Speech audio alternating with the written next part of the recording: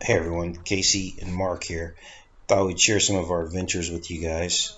Came down for a week. Yeah. Today's his last day, and we did a lot of fun stuff while I was here. Amidst a lot of the work and stuff that we had to do to get the properties all up to speed and everything. Did some plumbing and roofing, and Mark dismantled an entire chimney at the lake house. So there were some things that had to get done, and Mark's somewhat of a carpenter, so he knows how to do all this stuff. But just wanted to share some shots with you guys. This is La Mancha Michel Bay, and you can see the castle off in the distance.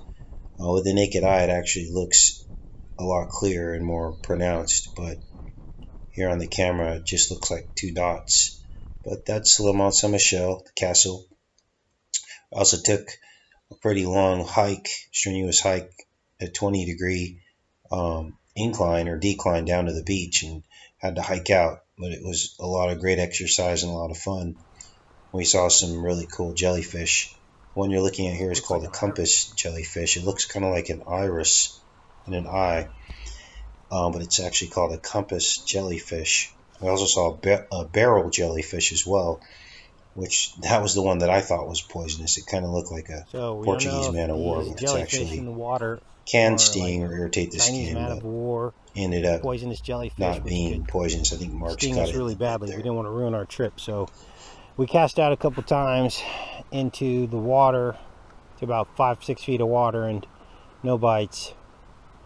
Very long walk from the car because Wait, try and show you. all of those properties are on a street, and you're basically, it's a gated community, and they let you come to the beach, but you got to walk down the hill, which is about, what was it, 2 kilometers, you think? Yeah, Well, how long did we walk? About 2 kilometers? No, on the road. Yeah, about 2 kilometers. So here's some poodles, and we're not sure what flavor of ice cream. This is a cool little town we stopped in. There was like some paddle boats here, and there was like absolutely nobody there though, which is kind of weird. St. Frambalt, we were on the hunt for carp, a carp fishing lake. Found out that the carp fishing lakes here in France are very expensive, and this is serious business. They really charge some money to carp fish these trophy carp, which is kind of odd because in America, trophy fish are like bass or trout. Here it's carp. This is a farmer's market we went to, and you can see the little chicks there. Look at her. Here is the Saloon River, and we caught this eel, which is pretty cool. So this eel is at the yellow eel stage of its life cycle, and actually they're seen as a delicacy. We probably could have kept that eel and eaten him, but they are kind of endangered because of dams and things that stop up the rivers. Here's another shot of the Saloon River. So by year end, this river should be running free. There's a nice shot of a horse drinking water out of the Saloon River. Here's Mark pulling this chimney off the roof. He did this with a hammer, a claw hammer. He dismantled his entire chimney. It was about 8 feet tall off the top of the roof of this house, and it was tilted. So he had to dismantle it, tore it all down. I held the ladder and cleaned up all the mess. It's a pretty steep angle that he's standing on there. Here we saw a snake. It was the first snake that I've seen in France, and this was just below the lake house, as they had drained the lake into the river here. Eventually this river is going to run completely free when the dam's pulled out. At a certain point the salmon will come back up the river and spawn, and this is going to probably be one of those trophy fishing rivers. It's already got some salmon below the dam, but below the dams, but nothing like what it could have without the dams in place, because here are the spawning grounds where the salmon like to come. They like to go up as high as possible into these rivers, and there's certain gravel beds that they prefer compared to what's below the dams. So the dams really create a problem because the fish can't get past them to spawn in the premium spawning grounds. Here's one of the places below the dam, and that's a creek chub. Pretty big one actually. They do get twice that size, but That's a little creek chub below the lower dams, and that's where you can actually catch salmon and trout certain times of the year. They're very difficult to catch, though. Here's another shot of the eel, and again, this was a yellow eel. He'll be heading out to sea, and he will be spawning in the Sargasso Sea, all the way over near the Bermuda Triangle, which is just crazy. Swims across the entire Atlantic Ocean. It'll spawn out there.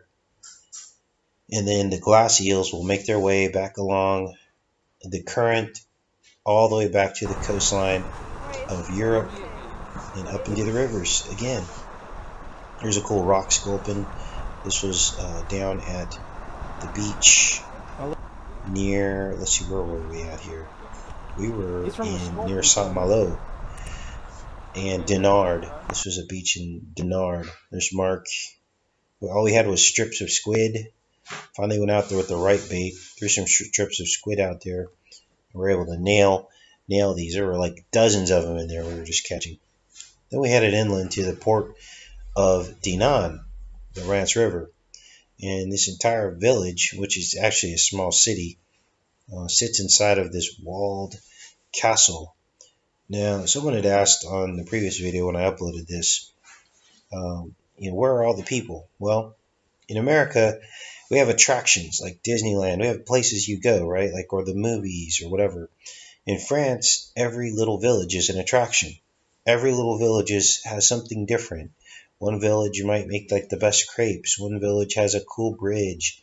And it's from all these different time periods going back thousands of years. So it kind of spreads the crowds out because nobody wants to get in the car and drive hours and hours and hours to go see something. You can just go outside your backyard and find all this stuff. It's just everywhere.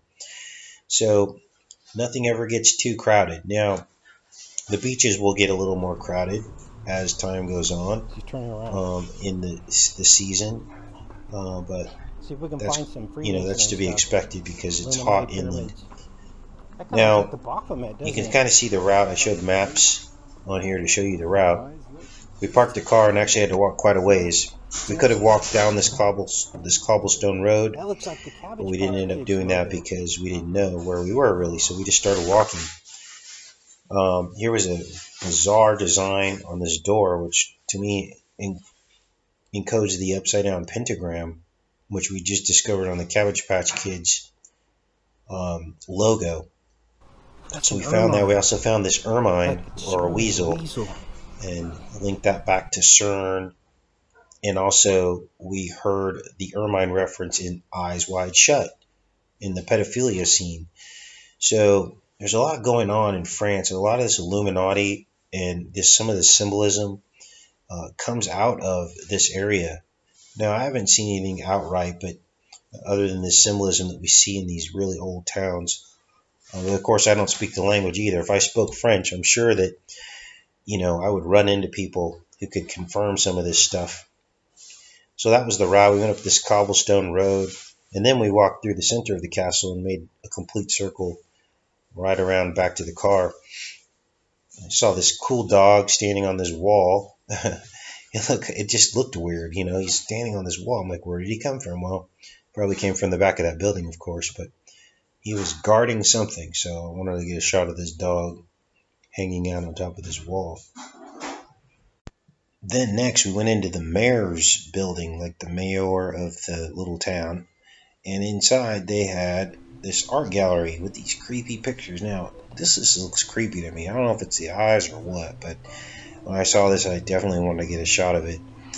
Now, for those of you that have already seen some of this footage on my Into the Stars Reloaded channel, you'll know that we climbed this tower. And so this is cool. I get to give you a little commentary on what this was all about. This tower was in the center of the town, and it had the spiral staircase. It also had, I think that's for the bell. That's actually the bell thing there to operate the bell. But I did like a monk impersonation because the reverberation in this room was through the roof.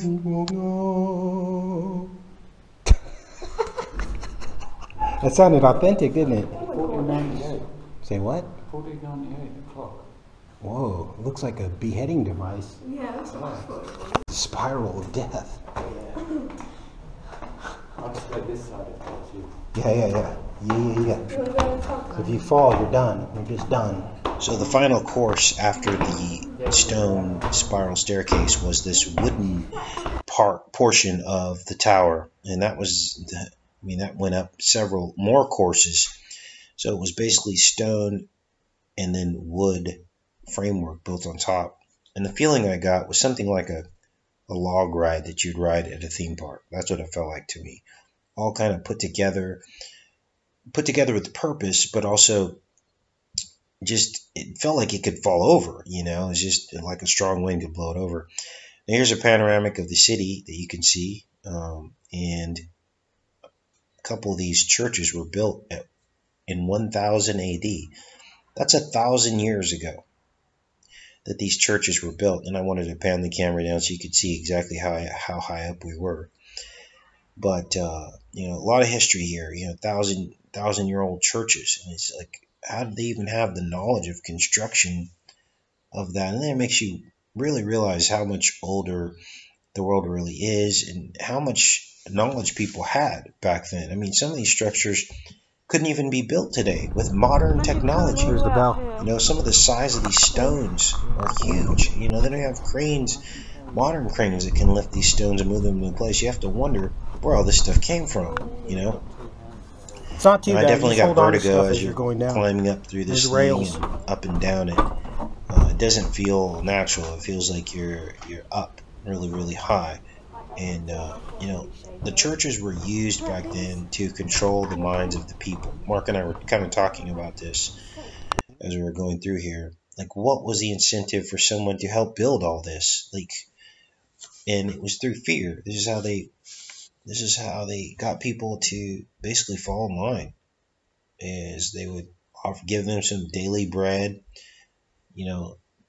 maybe a small garden and some farm animals, and they were subsisting and surviving. And then the church was the focal point of everything. And through the church, that's how the kings ruled, is through the church. That's why the Catholic Church was so important, because they worked hand in hand with the governments to control the people.